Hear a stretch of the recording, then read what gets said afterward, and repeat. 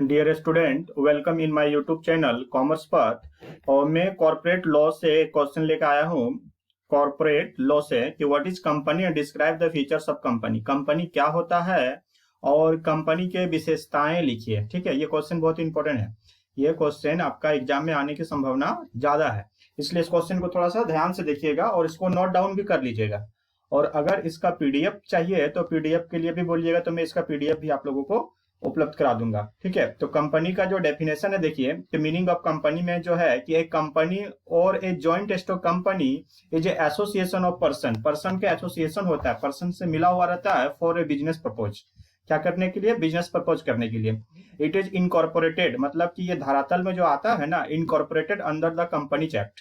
अभी under the companies act 2013 के अनुसार होता है, पहले अंडर द कंपनीज एक्ट 1956 के अनुसार होता था। It's capital is subscribe by the share holder. इसके जो कैपिटल होते हैं वो सब्सक्राइब किया जाता है शेयर होल्डर के द्वारा। ठीक है, और जो शेयर होल्डर सब्सक्राइब करते हैं जिस चीज को, उसको शेयर्स कहा जाता है। और जो शेयर्स को सब्सक्राइब करने वाले व्यक्ति को शेयर होल्डर कहा जाता है।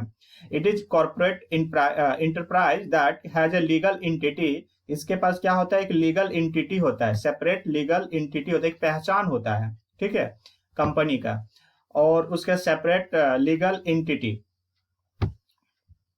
And that its members. इसके मेंबर का जो होता है वो सेपरेट लीगल एंटिटी होता है।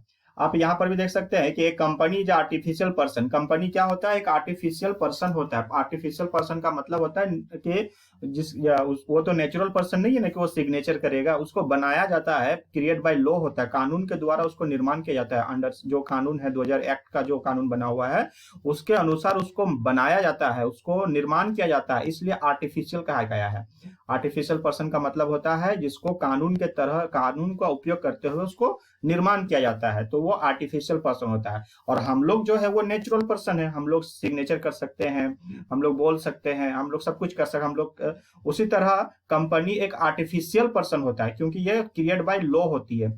हैविंग सेपरेट एंटिटी, उसके पास एक पहचान होता है, कंपनी के पास एक पहचान होता है, कंपनी का मुहर होता है। परपेचुअल सक्सेशन मतलब कंपनी का निरंतरन चलने वाली प्रक्रिया है। वो ऐसा नहीं है कि नेचुरल पर्सन के जैसा कि वो बीमार हो जाएगा, मर जाएगा, तो ऐसा नहीं होता है। ये निरंतर चलने वाली प्रक्रिया है और इसके पास एक कॉमन सील होता है and A common seal. Common seal का मतलब होता है मुहर। कंपनी का तो हाथ पैर नहीं है कि कंपनी हाथ नहीं है कि वो सिग्नेचर करेगा, इसलिए कंपनी का क्या होता है? कॉमन सील होता है, मुहर होता है, वही प्रूफ होता है, कंपनी का वही सिग्नेचर कहलाता है। तो company is artificial person create by law having separate entity with A perpetual succession and common seal. ठीक है, एक company is association of person. Association का मतलब पर्सन का गुट होता है। Association of person United for a common object. और सबका उद्देश्य क्या होता है? एक ही उद्देश्य होता है कॉमन, की कंपनी को जो उद्देश्य है उसको प्राप्त करवाना। ठीक है, तो कंपनी के लक्ष्य को प्राप्त कराना। तो company is an association of persons. ठीक है, ये आपका कंपनी का डेफिनेशन है, आप डेफिनेशन में ये डाल सकते हैं। उसके बाद आपका फीचर्स आ जाएगा। तो फीचर्स में कि there are various features of company. तो सबसे पहला क्या है? Artificial legal person. कंपनी क्या है? एक आर्टिफिशियल लीगल पर्सन है। एक company is A artificial person. तो ऊपर में भी कहा है कि आर्टिफिशियल पर्सन होता है क्योंकि ये कानून के द्वारा निर्मित होती है, नेचुरल पर्सन नहीं होती है। Through its has no body, इसके पास कोई आकृति नहीं होती ना, बॉडी नहीं होते ना। No consistence as still it exist as a person, कि ऐसा नहीं है कि वो एक आदमी की तरह काम करे, वैसा नहीं होता है, लाइक ए पर्सन की तरह काम नहीं करता है। It can enter into a contract it in its own name and likewise may sue and be sued in its own name. इसके एक नाम रखा जाता है।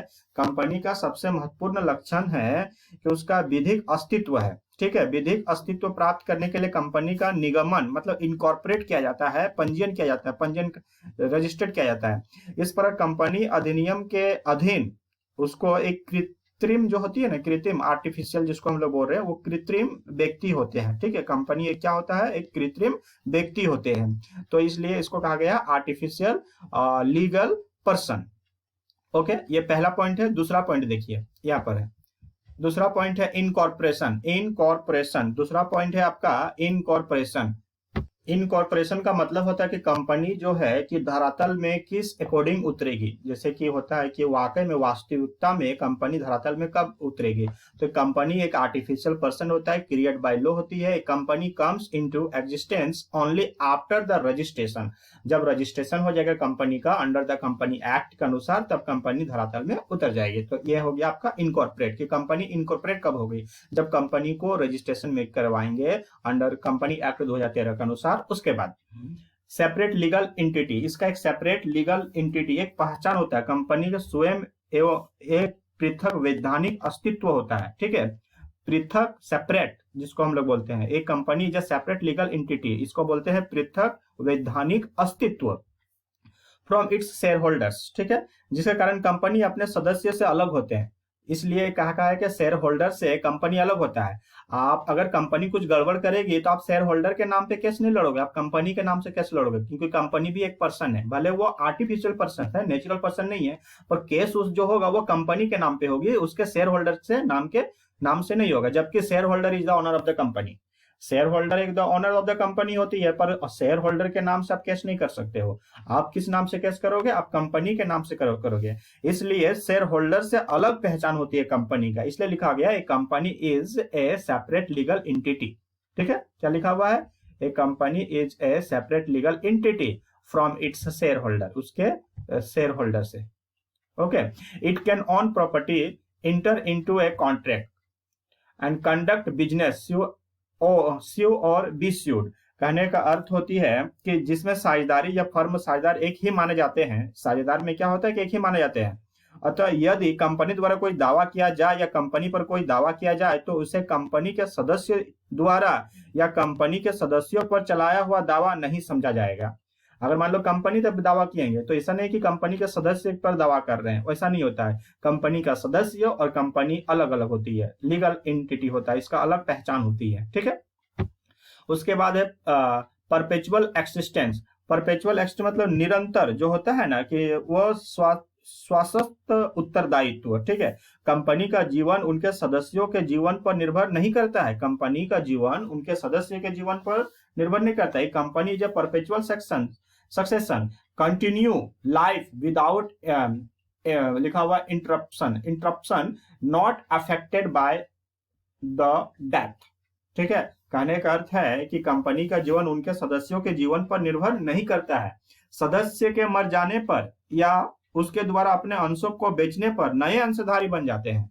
अगर सदस्य डेथ कर गया तो ऐसा नहीं कि कंपनी डेथ कर गया, अगर शेयर होल्डर मर गया, share holder is owner of the company, अगर शेयर होल्डर मर गया तो ऐसा नहीं कि कंपनी मर जाएगा, कंपनी जिंदा रहेगा। परपेचुअल सक्सेशन है। ठीक है, यानी कि अगर शेयर होल्डर दूसरे शेयर अपने शेयर को दूसरे को बेच देगा, शेयर होल्डर फिर दूसरा आ जाएगा, इसलिए कहा गया है कि परपेचुअल सक्सेशन होता है। कंपनी है जो परपेचुअल सक्सेशन। ठीक है, अगला देखिएगा लिमिटेड लाइबिलिटीज। इसका लाइबिलिटीज जो होती है वो लिमिटेड होती है। कंपनी के जो लाइबिलिटीज होता है, भारत के सीमित और असीमित दायित्व वाले दोनों प्रकार की कंपनियां हो सकती है ये। ठीक है, limited of liabilities of the members of company is limited through not in all the cases to the value of the share subscribe by each of them.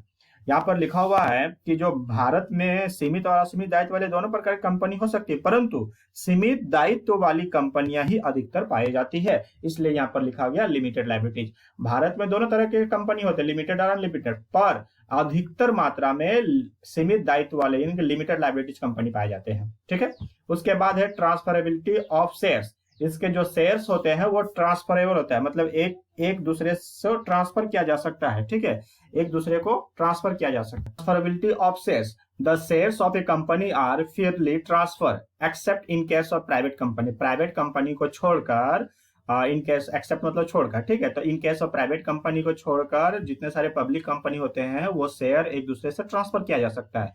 और common seal, every company has its on common seal. सारे company, जितने सारे company होते हैं उसका अपना अपना एक कॉमन सील होता है, एक पहचान होता है, एक मुहर होता है, सील, विच इज अफिक्स्ड करता है to all the important document of the company, जो लगाता है, मुहर लगाता है और वो अफिक्स्ड करता है to all the important document जो होते हैं कंपनी के, सारे डॉक्यूमेंट्स में वो मुहर लगता है।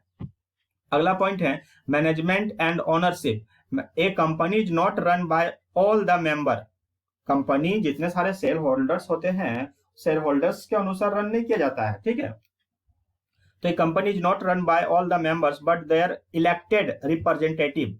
एक कंपनी में क्या होती है, बोर्ड ऑफ डायरेक्टर का सिलेक्शन होता है, बोर्ड ऑफ डायरेक्टर का मीटिंग होता है, सॉरी सिलेक्शन होता है, उसमें वोटिंग होता है, वोटिंग होने के बाद एक बोर्ड ऑफ डायरेक्टर सेलेक्ट किया जाता है और वो कंपनी के सबसे ऊंचे पद पर होती है। ठीक है, कंपनी के सबसे ऊंचे पद पर कंपनी का जो मालिक होते हैं वो तो शेयर होल्डर होते हैं, पर शेयर होल्डर पूरे भारत में फैला हुआ रहता है ना, पूरे भारत का व्यक्ति शेयर खरीदते हैं कंपनी का, तो पॉसिबल नहीं है कि सारे व्यक्ति मिलकर चलाए, इसलिए सारे व्यक्ति मिलकर बोर्ड ऑफ डायरेक्टर को सिलेक्ट करते हैं, इसलिए चुनाव होता है कंपनी में, और जो बोर्ड ऑफ डायरेक्टर होते हैं वही मैनेजमेंट और ओनरशिप लेते हैं। ठीक है, और भी विशेषताएं हैं इसका, आप जैसे कि आपका है कॉमन सील, एक विशेषताएं बना सकते हैं, जैसे कि बार बार कॉमन सील वर्ड आ रहा था, तो कॉमन सील को एक विशेषताएं बना सकते हैं।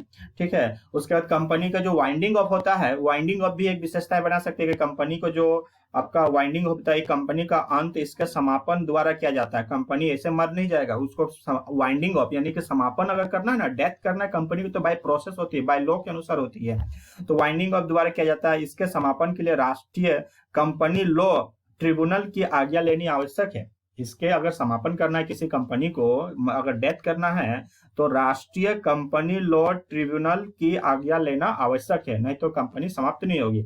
तो यहाँ पर आपका है क्या पॉइंट हुआ आपका, यहाँ पर पहला पॉइंट आर्टिफिशियल लीगल पर्संस, और उसके बाद है आपका separate legal entity 2, perpetual section 3, limited liability 4, और ट्रांसफरेबल शेयर 5, और मैनेजमेंट एंड ओनरशिप 6। उसके बाद कॉमन सील एक पॉइंट बना दीजिएगा 7, और उसके बाद वाइंडिंग ऑफ एक पॉइंट बना दीजिएगा, तो 8 पॉइंट, और उसका मीनिंग अगर आप एग्जाम में लिखते हैं तो आपको अच्छा खासा मार्क्स मिल जाएगा। ठीक है, तो आप क्या कीजिएगा, वाइंडिंग ऑफ और कॉमन सील दो को पॉइंट अलग से बना लीजिए और कॉपी में लिख लीजिएगा, और अगर नहीं बना पाइएगा तो बोलिएगा, मैं उसका टेक्स्ट भेज दूंगा। ठीक है, मैंने यहाँ ले नहीं पाया हूँ, इसलिए मैं टेक्स्ट भेज दूंगा अगर आप लोग बोलिएगा तो। और ये 6 पॉइंट है, काफी पॉइंट है, 6 पॉइंट है, और उसके मीनिंग जो है, मीनिंग आप मीनिंग को रखिए, और ये जो उसके बाद जो फीचर्स है, पहला फीचर्स, उसके बाद इधर जो 5 फीचर्स है, 5 फीचर्स को उतारिए, और टोटल 6 फीचर्स हो जाएगा, और 7वां में कॉमन सील फीचर्स उतार लीजिएगा। फिर कंपनी के पास कॉमन सील होती है, जो कंपनी अपने डॉक्यूमेंट्स को प्रूव करते हैं, सारे इंपॉर्टेंट डॉक्यूमेंट को मुहर लगाते हैं और प्रूव करते हैं, कंपनी का ये पहचान होती है। उसके बाद 7 हो जाएगा। 8वां पॉइंट लिखिएगा वाइंडिंग ऑफ, कंपनी का जो समापन होती है, जिस तरह का कंपनी क्रिएट होती है बाय लॉ के अनुसार, उसी तरह समापन भी बाय लॉ के अनुसार होती है। ऐसा नहीं कि कंपनी है तो चलो इसको डेथ किया जाए तो मरा देते, कंपनी बंद कर दे, तो ऐसा नहीं होता है। कंपनी को अगर बंद करना है तो आपको फिर परमिशन लेना पड़ेगा, राष्ट्रीय कंपनी लॉ ट्रिब्यूनल की आज्ञा लेना पड़ेगा, तब जाके आपकी कंपनी को समापन किया जाएगा। यानी कि company create by law and also company death by law, winding of by law. ठीक है, ओके, धन्यवाद।